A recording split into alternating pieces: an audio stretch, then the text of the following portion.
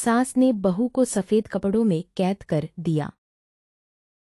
30 साल की थी नीलम जब एक कार हादसे में उसके पति की मौत हो गई। उसकी गोद में था उसका 4 साल का बेटा और ढेर सारी जिम्मेदारियां। नीलम को सजने संवरने और अच्छे कपड़े पहनने का बहुत शौक था, लेकिन पति की मौत क्या हुई, नीलम की तो जैसे दुनिया ही बदल गई। मेरे बेटे को गुजरे हुए अभी 1 साल भी नहीं हुआ और तूने गुलाबी रंग का कुर्ता पहना हुआ है। तुझे अपने पति के जाने का जरा भी गम नहीं है क्या? ऐसी बात नहीं है मम्मी जी, लेकिन पूरी जिंदगी सिर्फ रोकर तो नहीं गुजारी जा सकती ना। तो क्या करेगी? पार्टियां मनाएगी? अरे एक तो मेरा बेटा मर गया और तुम्हें कोई फर्क ही नहीं पड़ता। मम्मी जी, मेरा भी पति गया है और इस बात से मुझे कितना फर्क पड़ता है मैं आपको बता भी नहीं सकती। लेकिन अगर मैं रोती हूँ तो मेरा 4 साल का बेटा बहुत रोता है, अपने पापा को याद करता रहता है। उसे दिखाने के लिए ही सही मेरा ठीक से रहना बहुत ज़रूरी है। कुछ दिनों के बाद, मम्मी जी मैं नौकरी करना चाहती हूँ।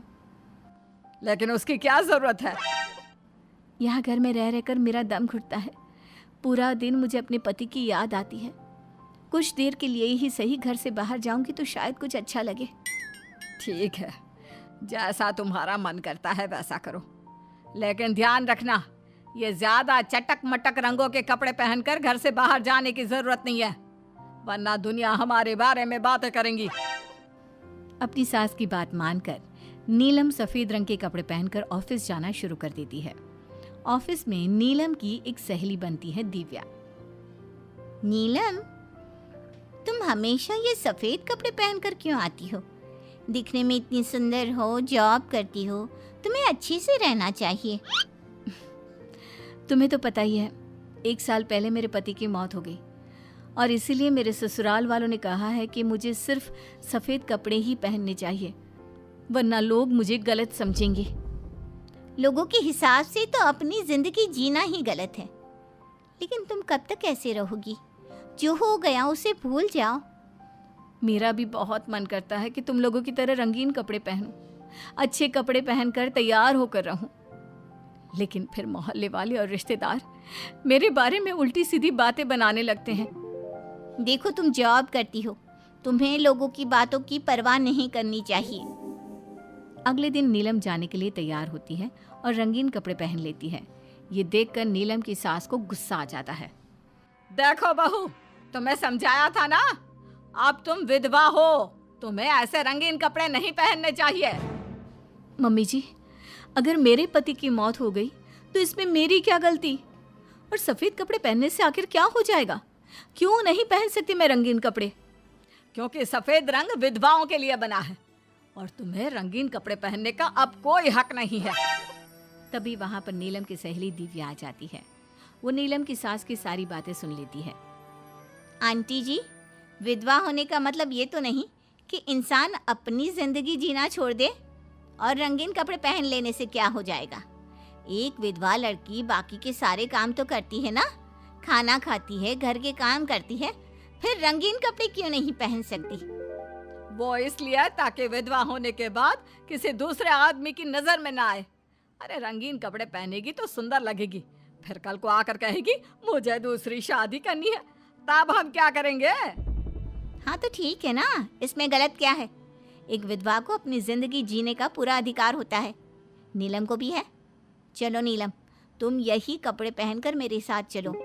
नीलम रंगीन कपड़े पहनकर अपनी सहेली दिव्या के साथ ऑफिस चली जाती है। कुछ इसी तरह दिन बीतने लगते हैं, लेकिन अब पति के जाने के बाद नीलम बहुत उदास रहने लगी थी। क्या बात है, तुम इतनी उदास क्यों रहती हो? देखो, नए दोस्त बनाने चाहिए, लोगों से बात करनी चाहिए। तुमने देखा ना, कितनी मुश्किल से सफेद रंग के कपड़ों से मुक्ति मिली है, और अब रंगीन कपड़े पहनूंगी, दोस्त बनाऊंगी तो समाज मुझे वैसे ही जीने नहीं देगा। इस मामले में तुम्हें समाज की परवाह नहीं करनी चाहिए नीलम। लोगों का काम क्या है? बातें बनाना ही तो है। कुछ दिनों के बाद नीलम के ऑफिस में एक लड़का आता है। उसका नाम अमर था।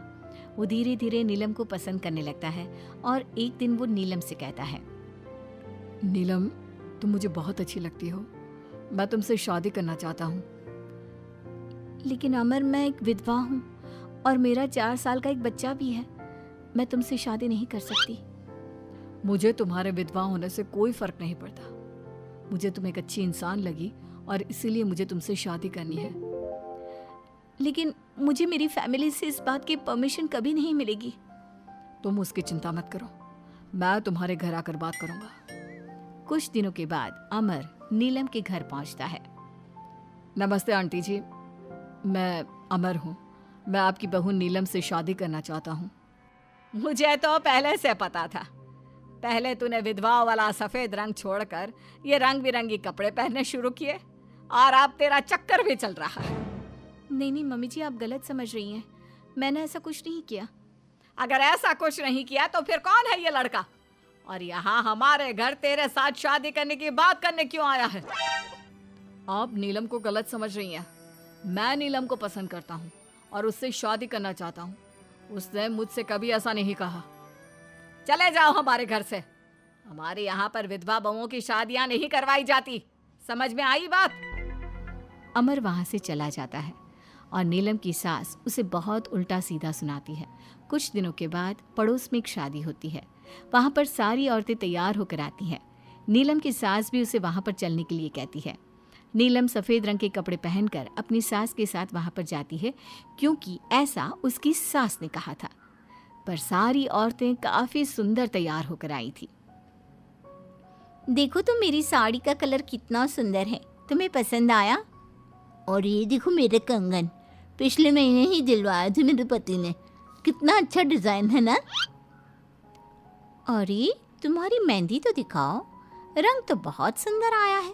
लगता है तुम्हारा पति बहुत प्यार करता है तुमसे। और नहीं तो क्या। और वैसे भी ना, मुझे मेहंदी का ये लाल रंग बहुत पसंद है। अरे जरा उधर तो देखो, ये नीलम वहाँ पर क्या कर रही है? हम सबके बीच में विधवा का क्या काम? अरे इसका यहाँ होना तो मनहूसियत है। इसकी सास को इतना भी नहीं पता कि इसे यहाँ नहीं लाना चाहिए था। ऐसे सफेद कपड़े पहनकर बैठी हुई है, दूर से पता चल रहा है कि उसका पति मर गया। नीलम की सास ये सारी बातें सुन लेती है और फिर अपनी बहू के उदास चेहरे की तरफ देखती है।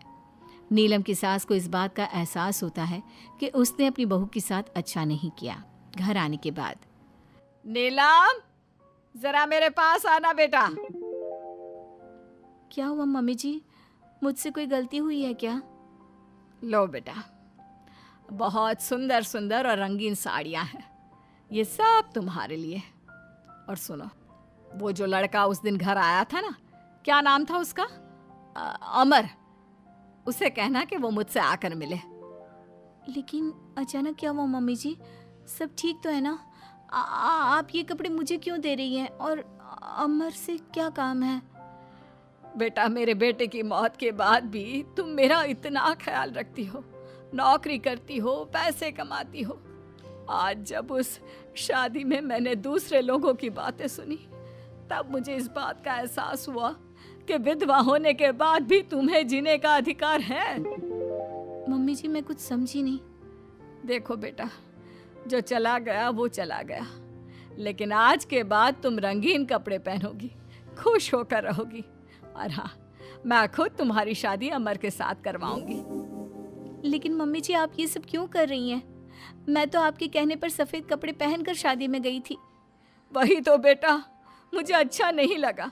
और ऐसा तो किसी किताब में नहीं लिखा कि विधवा होने के बाद एक लड़की को सिर्फ सफ़ेद कपड़े पहनने चाहिए। अगर तुम ससुराल में रहकर अपनी जिम्मेदारी उठा सकती हो, तो फिर अपनी जिंदगी में सारी खुशियों पर भी तुम्हारा अधिकार है।